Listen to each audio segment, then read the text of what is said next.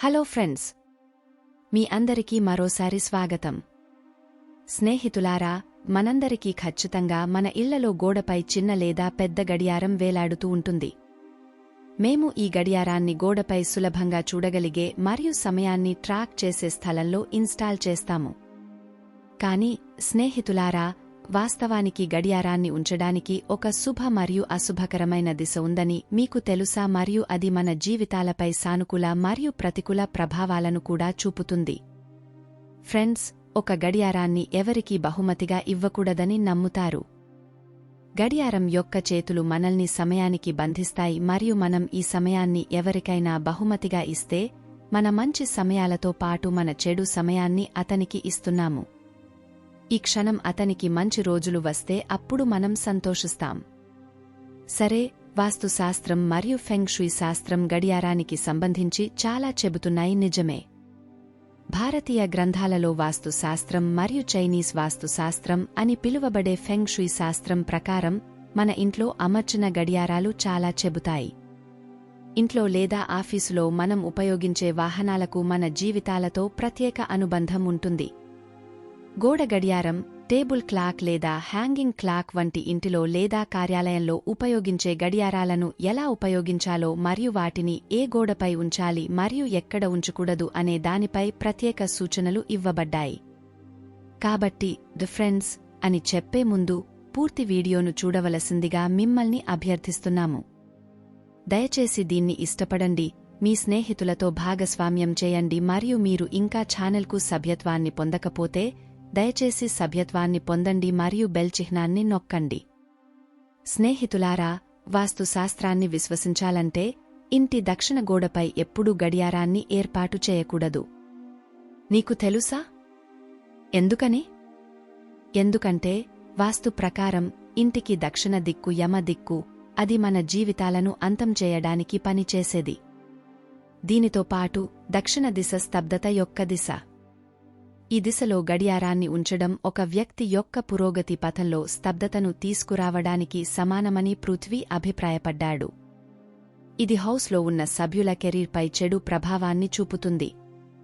వాస్తుశాస్త్రం ప్రకారం ఇంటి అధిపతికి ఇంటి దక్షిణం దిక్కు. మీరు ఈ దిశలో నిర్మించిన గోడపై ఏదైనా పెట్టాలనుకుంటే మీరు మీ ఇంటి పెద్ద బొమ్మను ఉంచవచ్చు. అలా చేయడం శుభప్రదంగా పరిగణించబడుతుంది మరియు ఇంటి పెద్దల ఆరోగ్యం కూడా బాగుంటుంది. ఫ్రెండ్స్, ఫెంగ్ షుయ్లో కూడా దక్షిణ గోడపై ఉన్న గడియారం శుభప్రదంగా పరిగణించబడదు. ఇంటి ఈ దిశ ప్రతికూల శక్తిని ఉత్పత్తి చేస్తుందని నమ్ముతారు. మనం గడియారాన్ని ఈ దిశలో ఉంచినట్లయితే మన దృష్టి మళ్లీ దక్షిణం వైపుకు కదులుతుంది. దాని ఫలితంగా మనం పదే ప్రతికూల శక్తిని గ్రహిస్తాము. స్నేహితులారా, దక్షిణ దిశలో నిర్మించిన గోడ కాకుండా ఇంటి తలుపు మీద కూడా గడియారం పెట్టకూడదు. ఇది ఇంటి నుండి బయటకు వెళ్లేటప్పుడు చుట్టుపక్కల శక్తిని ప్రభావితం చేస్తుందని స్నేహితులు అంటున్నారు. మీరు గడియారాన్ని ఏ దిశలో ఉంచుతున్నారు లేదా ఏదైనా గోడపై, ఇది ఖచ్చితంగా గుర్తుంచుకోవలసిన విషయం. కాని మీరు తప్పు గడియారాన్ని ఉపయోగించడం లేదు. తప్పుగా ఉన్న గడియారాల గురించి మేము ఆందోళన చెందుతున్నాము. చాలాసార్లు మా ఇంటి గోడకు గడియారం మూసి చాలాసేపు ఉంది మరియు మేము దానిని గుర్తించలేము. నేటి గ్యాడ్జెట్ల యుగంలో ఇది సాధారణ విషయం. ఎందుకంటే నేటి తరం వారు టైం చూసుకోవాలనుకుంటే మణికట్టు మీద ఉన్న వాచ్ని చూసేందుకు కూడా ఇష్టపడరు. అలా కాకుండా మొబైల్ని ఆన్ చేసి టైం చూసుకుంటారు. అందుకే పట్టించుకోకపోవడం ప్రాక్టికల్ విషయం. స్విచ్ ఆఫ్ చేసిన వాచీలు. స్నేహితులారా, వాస్తుశాస్త్రం ప్రకారం మూసి వాహనాలను ఇంట్లో ఉంచడం వల్ల సానుకూల శక్తి స్థాయి తగ్గుతుంది. కాబట్టి అవి ప్రతికూల శక్తిని ఆహ్వానిస్తున్నాయని స్పష్టంగా తెలుస్తుంది. అందుకే మీరు అలాంటి గడియారాలలో కొత్త బ్యాటరీలను ఉంచి వాటిని ప్రారంభించాలి, పూర్తి చేయాలి లేదా వీలైనంత త్వరగా వాటిని గోడ నుండి తీసివేయాలి. దీనితో పాటు గడియారం యొక్క సమయం ఖచ్చితంగా ఉండాలి. వాస్తుశాస్త్రం ప్రకారం సమయం వెనుక నడిచే వాహనాలు కూడా మంచివిగా పరిగణించబడవని గుర్తుంచుకోండి. అందువల్ల గడియారం యొక్క సమయాన్ని ఎల్లప్పుడూ స్థిరంగా ఉంచాలి. గోడపై ఉన్న గడియారాలే కాదు, మణికట్టుకు ధరించే ఇతర గడియారాలు కూడా ఉపయోగంలో లేకుంటే లేదా పనికిరాకుండా పడి ఉంటే వాటిని మరమ్మతు చేసి ఉపయోగించుకోండి. స్నేహితులారా, వాస్తుశాస్త్రం ప్రకారం ఇలాంటి వస్తువులు ఇంట్లో పడి ఉంటాయి, కాని ఎక్కువ కాలం ఉపయోగించబడవు. అవి ప్రతికూల శక్తిని తీసుకురావడానికి కూడా ప్రధాన కారణం అవుతాయి. గడియారం ఆగిపోవడం వంటి సమస్య కాకుండా పొరపాటున కూడా గడియారంపై దుమ్ము పేరుకుపోకూడదని మరొక విషయం గుర్తుంచుకోండి. 1 లేదా 2 రోజుల తర్వాత గోడపై అమర్చిన గడియారాలపై తరచుగా దుమ్ము పేరుకుపోతుంది. వాటిని క్రమం తప్పకుండా శుభ్రం చేస్తూ ఉండండి. గడియారాల గురించి వాస్తు శాస్త్రం మంచి అభిప్రాయాన్ని ఇస్తుంది.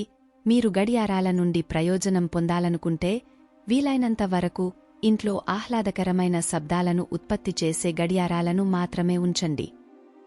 దాని మంచి ధ్వని ఇంట్లో సానుకూల శక్తిని నిర్వహిస్తుంది. ఫ్రెండ్స్, గడియారాన్ని తప్పుడు ప్రదేశంలో ఉంచడమే కాకుండా అనవసరమైన ప్రదేశంలో ఉంచడాన్ని కూడా మనం చాలాసార్లు తప్పు చేస్తాము. దీనికి సంబంధించి కొన్ని శాస్త్రీయ వాదనలు ఉన్నాయి. శాస్త్రం ప్రకారం దిండు కింద గడియారాన్ని పెట్టుకుని నిద్రపోకూడదు. చేతిలో పెట్టుకున్న గడియారాన్ని దిండు కింద పెట్టుకుని నిద్రపోవడం సర్వసాధారణం. అలాంటి పరిస్థితుల్లో వాచ్ శబ్దం నిద్రకు అంతరాయం కలిగించడమే కాకుండా దాని నుండి వెలువడే విద్యుదయస్కాంత తరంగాలు మన తలపై చెడు ప్రభావాన్ని చూపుతాయి. మరియు గుండె. ఫ్రెండ్స్, ఇప్పుడు మీరు గడియారాన్ని అమర్చడానికి సరైన దిశలో ఏది అని ఆలోచిస్తూ ఉండాలి. అప్పుడు వాస్తు శాస్త్రం ప్రకారం మనం ఇంటి తూర్పు, పడమర మరియు ఉత్తర దిశలో ఉన్న గోడపై గడియారాన్ని అమర్చాలి. ఈ దిశలు మన ఇంట్లో సానుకూల శక్తిని తీసుకురావడానికి పనిచేస్తాయి. ఇది కాకుండా మీరు గడియారాల నుండి ప్రయోజనం పొందాలనుకుంటే మీ ఇంటి గోడపై లోలకం గడియారాన్ని అమర్చండి. స్నేహితులు, గోడపై ఉన్న లోలకం గడియారం ఒక వ్యక్తి జీవితంలోని చెడు సమయాన్ని తొలగిస్తుందని ఒక నమ్మకముంది. ఈ రకమైన గడియారాన్ని ఇంట్లోని డ్రాయింగ్ రూంలో అమర్చాలి. అంతేకాకుండా వాచ్ యొక్క సరైన పరిమాణం కూడా మనకు వివిధ ప్రయోజనాలను అందిస్తుంది. వాస్తు శాస్త్రం ప్రకారం గుండ్రని, చతురస్రం, ఓవల్, 8 లేదా 6 వైపులా ఉన్న గడియారం సానుకూల ప్రభావాలను పెంచుతుంది. కాబట్టి స్నేహితులారా, గడియారాన్ని కొనుగోలు చేసేటప్పుడు మీరు తప్పనిసరిగా సైజును గుర్తుంచుకోవాలి. దక్షిణాన ఉంచిన గడియారం కుటుంబ సభ్యుల దీర్ఘాయువు మరియు అదృష్టానికి అశుభమైనదిగా పరిగణించబడుతుంది. గడియారంలో సమయాన్ని సరిగ్గా లేదా 2-3 నిమిషాల ముందు ఉంచాలి. స్నేహితులారా, గడియారాన్ని నిర్ణీత సమయం నుండి వెనక్కి ఉంచడం జీవితంలో మెరుగుదలను తెస్తుంది. అలాంటి వ్యక్తి కష్టపడి ఫలాలు పొందడంలో, సంతోషం పొందడంలో వెనుకబడి ఉంటాడు. అదే సమయంలో ఇది రోజువారీ పనులలో కూడా సమస్యలను కలిగిస్తుంది. కాబట్టి ఫ్రెండ్స్, ఇది మా వీడియో. దీనిలో గడియారాన్ని ఏ దిశలో ఉంచడం వల్ల భారీ నష్టం జరుగుతుందని మేము మీకు చెప్పాము. ఫ్రెండ్స్, దయచేసి మీరు మా వీడియోని ఎలా లైక్ చేశారో కామెంట్ చేయండి. మీరు ఈ వీడియోను ఇష్టపడితే దయచేసి వీడియోను లైక్ చేయండి, మీ స్నేహితులతో భాగస్వామ్యం చేయండి మరియు మీరు ఇంకా ఛానల్కు సభ్యత్వాన్ని పొందకపోతే దయచేసి సభ్యత్వాన్ని పొందండి మరియు బెల్ చిహ్నాన్ని నొక్కండి. ఫ్రెండ్స్, మిమ్మల్ని తర్వాతి వీడియోలో కలుద్దాం. అప్పటికి వీడ్కోలు. నా వీడియో చూసినందుకు ధన్యవాదాలు.